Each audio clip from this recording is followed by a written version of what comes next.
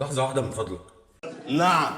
ارغي يا عم الأمور. تعرف حاجة عن مرض اسمه الشيزوفرينيا؟ عارفش حد بالاسم ده؟ مرض الشيزوفرينيا ده يا باشا ان انت بالليل تبقى حاجة، الصبح تبقى حاجة تانية، الصبح بكلام بالليل بكلام.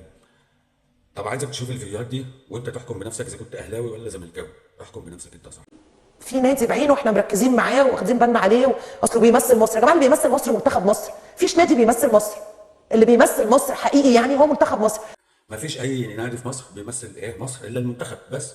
تمام؟ ده لو في حاله ان الاهلي هو اللي في البطوله الافريقيه، انما بقى لو في الزمالك. بعد اذنكم نظره دعم لنادي الزمالك، بيمثل مصر، والله العظيم بيمثل مصر، وهو ممثل مصر الوحيد في القاره دلوقتي. يا جماعه بنتمنى من حضراتكم، انتوا ياما كنتوا بتدعموا انديه في نهائيات وفي بطولات. الزمالك هو ممثلكم الوحيد في هذه المرحله في القاره الافريقيه. بنرجو من حضراتكم نظره الى نادي الزمالك. ده طبعا لو نادي الزمالك في اي بطوله افريقيه، نادي الزمالك بيمثل مصر. هو ده اللي انا بقول، ده المرض اللي انا بقول عليه. مش ستات بس، ورجاله كمان.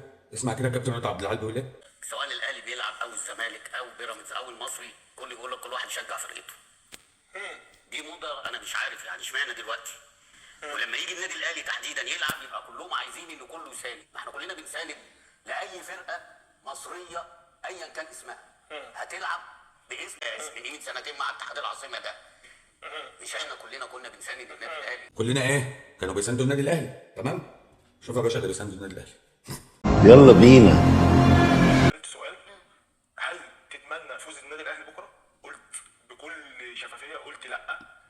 قال لي ليه؟ المذيع قال لي ليه؟ قلت له عشان النادي الاهلي ما عديش نادي الزمالك في عدد البطولات الافريقيه. ايمن شجع الاهلي في كاس العالم ده؟ لا. عشان انا زملكاوي. طول عمري زملكاوي، فالنادي الاهلي بيمثل النادي الاهلي. قول والله العظيم هو الحق. والله العظيم هو الحق. لما الترجي كسب الاهلي فرحت. ايه؟ لما الترجي كسب الاهلي فرحت. طبعا. نفس الاحساس برضه فرحت. اكيد برضه خلاص ده طبيعي. ربنا معاك، والله ربنا معاك على النهايه المؤلمه اللي انت هتشوفها من عند ربنا. ربنا معاك ويقويك ويقدرك على النهايه دي، يقويك ويقدرك. شيل وحمل في ذنوب وقابل النهايه المؤلمه اللي هتقابلك. ربنا يقويك عليها. انا لو مكانك اخاف قوي، مش اخاف من عباد، اخاف من ربنا.